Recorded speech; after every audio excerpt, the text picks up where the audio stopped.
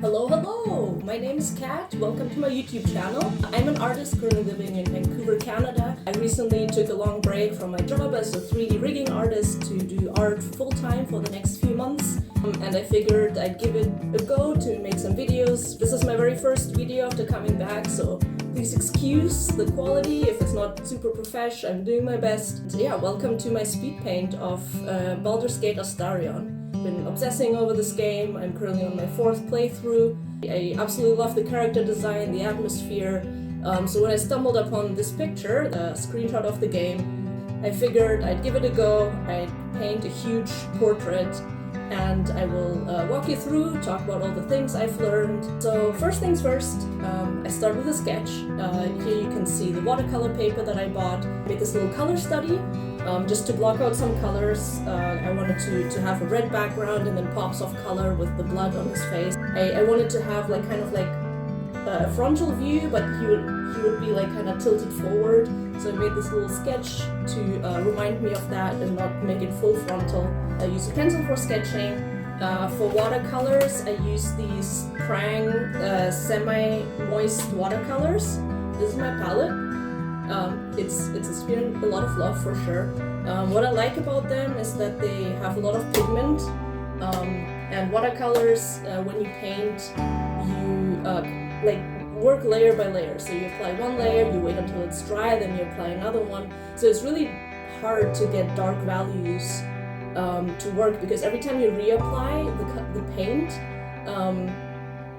like the water removes some of the pigment that was previously there, which you will see that I will be struggling a lot with later on. For brushes, I use these. They come in different sizes, and they're filled with water. So start out and you apply. I just apply some to my wrist, and then I get all the main moisture off, and then I start painting on the canvas. So here you see. So here you see the initial background is done, the shading on the face is done, like just blocking out the colors for now, adding more contrast. And then what I'm doing is I'm taking a photo and then I'm flipping the photo on my phone, and then I'm using it as a reference on like what kind of changes I have to make. Because very often you take a look at it and it's really hard to look at a painting with fresh eyes, because you've been looking at it for so long, so you kind of become blind to everything that bothers you about it. So here I struggled a lot with the chin and the proportions, the side of the face,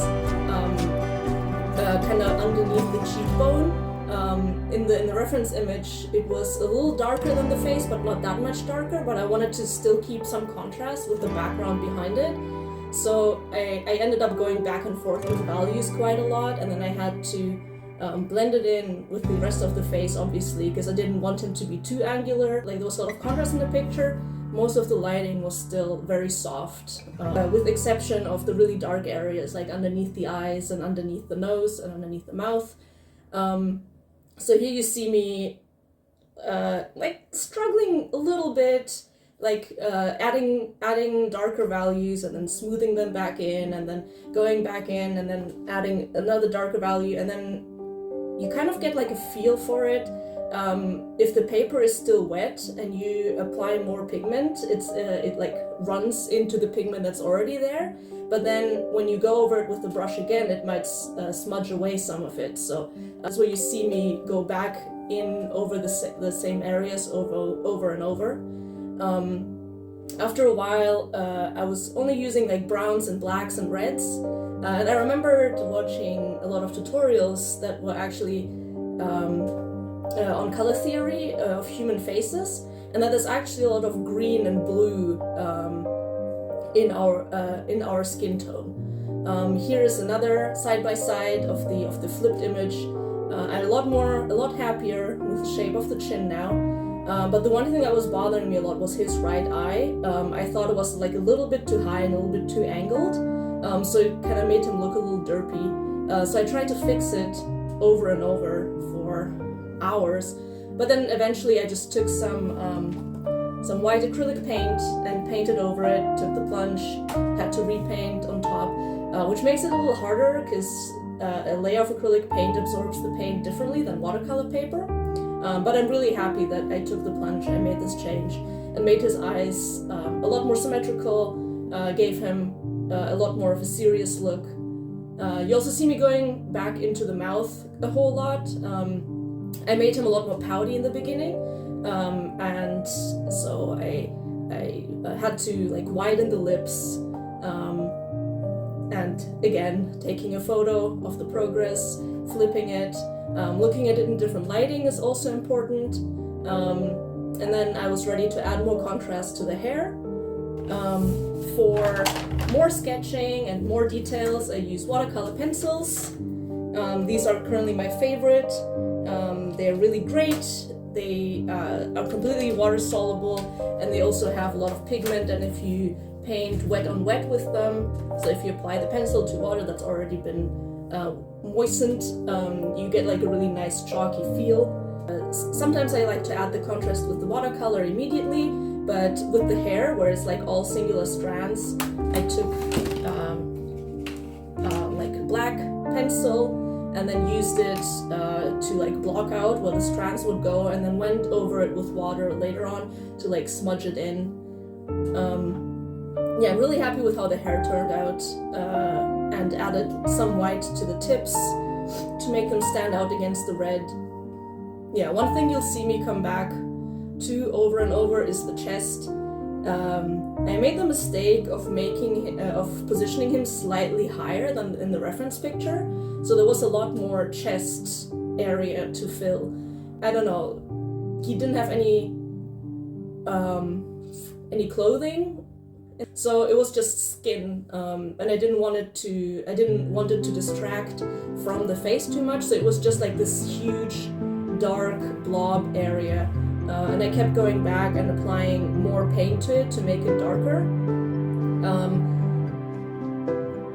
But it just kept not looking right. It was like running into itself. Yeah, so this is my favorite part, where I went and I added the blood splatters. It just made the painting pop so much more. It added so much more weight to his very solemn, very like angry expression. I added a lot of blood to his hair as well, and then so I worked in multiple layers again. So I applied a very light layer, then a darker layer on top, and waited until it was semi-dry, then went back in with the brush with just like a tiny bit of water on it, and like softened the edges to make it look like the blood was like applied and then like smoothed out a little bit. Also very happy about the tear. Used white acrylic paint for that as well, and some black paint to add a shadow. At this point, I took a photo and decreased the saturation to just see it in grayscale, a tip I received from very cool, helpful people in an artist Discord that I'm part of. Thank you for that. It was basically deepen all the values, because humans, like when we look at art, we really like it when there's high contrast and we want the figure to pop out. So for example, as you can see in the grayscale, his shoulder had almost the exact same value as the background behind it. So I ended up like adding a lot more pigment, a lot more saturation to the background, a lot like darker reds, especially on the right side as well, because the left side is where the lighting is coming from. So it's kind of like he's standing between light and dark. I'm really happy about all those changes I made. And then the one thing I kept coming back to was the chest. It was just this dark blob of like smudgy browns and dark greens. And then eventually I added some blood to it as well, like blood splatters. And I was like, okay, what about like a ghost hand that's choking him, which of course is the hand of Cazador, the master of Astarion in Baldur's Gate. Very emotional story. I really like about like usually when I make last minute changes, it's very tricky because they could ruin everything. But I actually like how it turned out. So I took a high res photo, pulled it into Photoshop, and then did a few more adjustments, added a vignette, increased some of the values, tweaked the exposure a little bit, and this is the final painting.